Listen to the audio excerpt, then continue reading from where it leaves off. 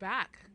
So I don't know if it's the higher powers that be, but it looks like we were shut down a little bit there. I don't know. Is it because I'm speaking truths? Could be. Don't know. But I, of course, now have to go back on a commercial. So when I come back, what I'm going to do, so this is what I'm going to do for you guys, because there's a lot of material to cover, but we do have one more week of this that we're going through. What I'm going to do is show you a great example of propaganda, and I'm going to go through the video, The Secret of Selling a Negro. We'll be right back, everybody.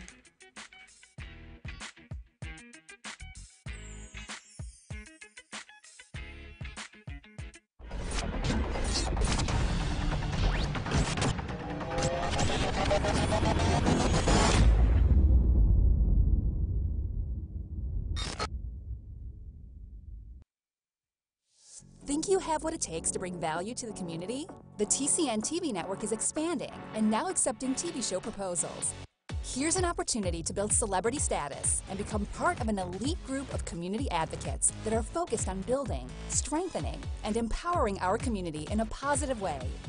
Are you interested in embarking on a new adventure? TCN-TV is searching for people interested in opportunities to change the conversation and pave an unforgettable legacy. If you feel you have something of value to offer, send a written show proposal to shows@mytcntv.com.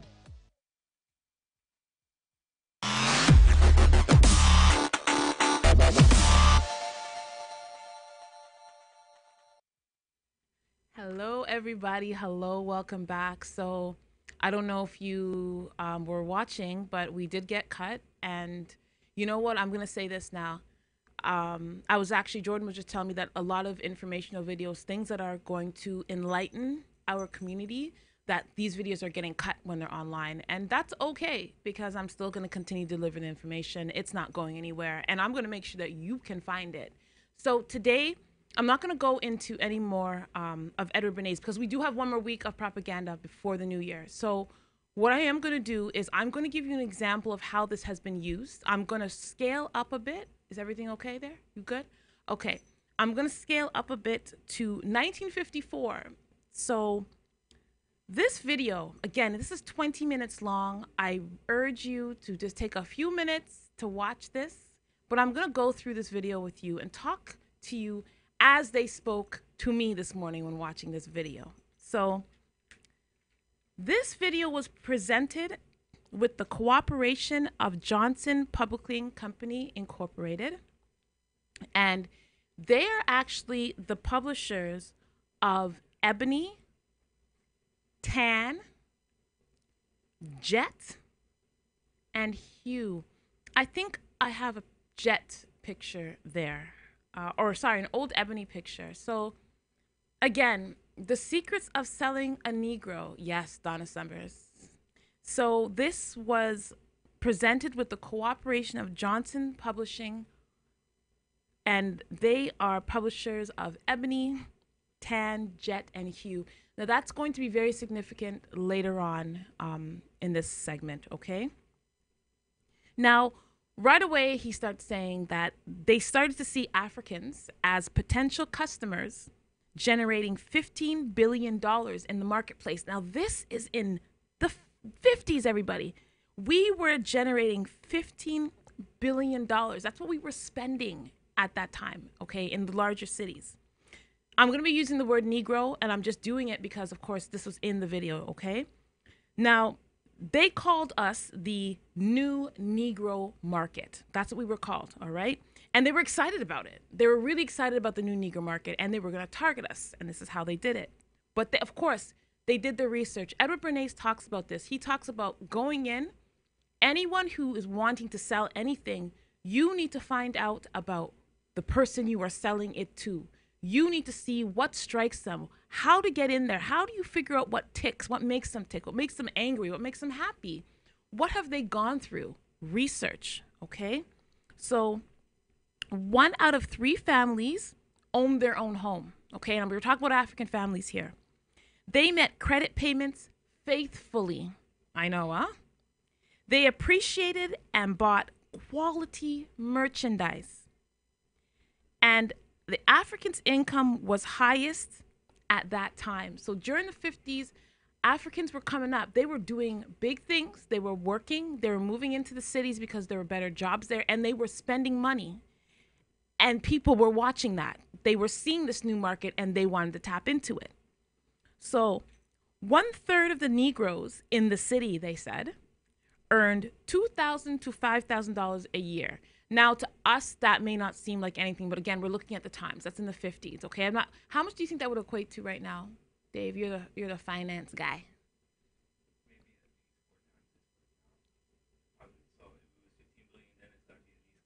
No, 5,000, 2 to 5,000 a year. Yeah. So about 20. Okay, so that's on average that they're bringing in, but things were different then, right? So, in saying that though, Negroes spent $3 billion on food, and I'm just again, this is the information that's been given to me directly. Okay, they spent $3 billion on food. That to me seems normal because we still spend about that much on food now, probably even a little bit more. Okay, they bought more beauty products, more prescriptions than any other culture at that time. So listen, in America, we were being analyzed and watched, and they were seeing what we were buying, and they were seeing how to sell to us. That's why they called us this new Negro market, okay? So of course, this is where propaganda starts to come in. They've done their initial research. In 14 states across America, a product would not be number one without the support of the Negro community. I want you to really think about that right now. So in order for a product to go number one in America, they had to have the Negro community support. This is how much money we were spending at that time. And again, they knew it, okay? So they had to now, obviously, they did their due diligence and they found out how to sell to us. So, a quote, direct quote, they will buy from anyone who will sell to them. Dave, what do you think about that quote? They'll buy from anyone who will sell to them. Still true. Still very true. It still reigns true. We haven't really learned anything from then. I mean, we a lot more aware of, I guess, of some of the things that we are now exposed to. I'm going to be disagree. I don't think many of us are still aware. Even the ones who say they are aware, they're still doing it. That's ignorance versus, of course, your pocket, right? Of course. So there were some things that they also recognized about the Negroes, and this is, again, understanding how we think. So they understood at that time, the psychologists picked up on the fact that we as a people, we felt the need to be recognized. Now, I'm going to put this question out to you. I'm going to tell you the answer, but why do you think we needed to be recognized? And then, of course, because of this need for recognition, had to go out and buy something. Dave, what do you think? Let me hear from you. What do you think? Jordan, what do you think? Why do you think recognition was so important at that time? Thank you for your simple answer. Yes, because we weren't being recognized. Yes, we had just recently became, I guess, what, compared to be like, I guess, like we were on their level. At least that's what we thought. That's what they're making us think, that we know. Let's recognize them. Let's show them that, slavery's over and you guys are spending money now and you're the new market. So you guys are, you're about equal. Something they noted, Negroes buy by brand, okay? Has that changed? They ask for products by name. So they want the new Jordans. They didn't have Jordans there. I'm just saying Jordans now. They want the new Louis Vuitton. They want the new Marc Jacobs. I can't remember who told me the story, but there's a hip hop artist who came to Yorkdale, and I guess because of the way he was being treated in the store, he then went and bought everything in the store. To me, I think that's a little idiotic, but again, that feeling, that need to be recognized, it existed still. Now, another thing they realized about us was that Negroes buy good quality merchandise, and we are also influenced by the thoughts of others. So in the video, they actually show a young lady who's buying cutlery or china. And in her thought, she's like, oh, I'm sure this other family is going to be wowed by what I buy. Again, has that changed? Not really. We are still, and again, they knew this. So they knew how to sell to us. They knew to offer us quality merchandise because A, we could afford it and we could buy it. So of course, we're going to go ahead and do that, right? The very last thing, and this is what I found kind of interesting, to kind of show you this level of pride that we have that unfortunately has kind of been our downfall economically. If a Negro asks for one thing, don't try to sell him something else. Don't try to sell him something cheaper because it's almost like a shot to us. And again, in the video, the gentleman was like, in his head, and again, this is what they said they thought we were thinking, but in his head, he said, what? You don't think I can afford it? So again, knowing where we were, they did manipulate a little bit. They knew that there was that sense of, you know what, I need, especially for the black man at that time, needed to be recognized, needed to be understood, needed to be heard, and they were going to buy the best, and you were not going to tell them they couldn't buy the best. So why not sell to us? Because they knew we had something to prove, right? So one thing they did notice, or another thing they did notice again, was the fact that, and it's one thing that actually warmed me, but scared me because of how they manipulated it, is the fact that the Negro family does things together as a group, as a unit. So they realize that if you sell to one member of that family, you're selling to everybody in that family. So if you can find your way into that one person, you have now opened it up, maybe not to just that family, but in many cases, the entire community, right? And which is what happens now. If you go into a lot of neighborhoods, you find everyone else's store in many African communities, but not many of their own. So these things, again, are still happening right now. And there's a Jet magazine picture. I think it was really nice. I like it. But I think you should put this up because what they also understood was that the only way at that time to get the products out to the Negro market was through print. So the owners, and I want to say this again, it is the Johnson Publishing Co. There's an ebony one, there's a jet one. I think there's another ebony one there too. There may not be. I don't know. But there is. Yeah, the rock. Well, you can put the rock up. It's an old one, but yes.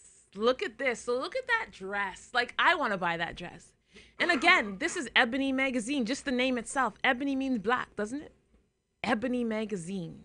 You know, like they legit said that they put the information in these magazines, which were owned by Johnson Publishing Co. And they sold it to us that way. They knew how to get to us. They knew what to say and what to do. And because they already knew our mentality, it was just a matter of putting it in there. So they knew we had the money. They knew we were spending it. They knew we paid our bills on time. They knew that we wanted to be recognized. So all of these things that they knew about it, they were able to use propaganda to get us. So this is just, I had to bring this example up because I wanted everyone to understand. So when you get a second, do check out How to Sell a Negro. I think it's so interesting too because how they did it, it's a legit old 1954 movie, or documentary, and it's part of a larger one. But it's just, to me, interesting that that's how they did it. It was amazing. So we have a couple minutes left. I'm going to finish off with a little bit more of Bernays, and then next week we're going to continue with this. So he also said that if you learn the group mind, which is what he did in the case with How to Sell a Negro, you can control a group, okay? If you can influence one leader, you can influence the group which they sway. That's on page 49. So when I'm thinking about even some of the young people, when they see, I don't know, is Justin Bieber still like a thing? I guess so, eh? But I guess he's older now. But for some of these even younger ones, I don't know who's out for the younger ones, but I'm going to say Justin Bieber. When Justin Bieber started to do that, his hairstyle when he came up was all like floppy, and all of a sudden, every kid I saw after that was wearing that same hairstyle. It was odd. But again, they found a leader to sway the masses. Also, the tight jean thing, which I'm never going to understand. I don't understand tight jeans. But once tight jeans came in, it took one person. I don't remember who started. I have no idea who started the tight jean thing for men. For women, it's always been that way. But for men, I don't understand that whole tight jean thing. But one person did it and it became popular. And then the tight slouching jean thing, was that Lil Wayne who started slouching his jeans that are tight? They all do. It's just, I don't get it. I don't know. But again, to get to the person you want to spend the money, they knew to get to that target audience, they had to do those type of things. So again, I want you guys to understand the importance of propaganda and how it does influence your life.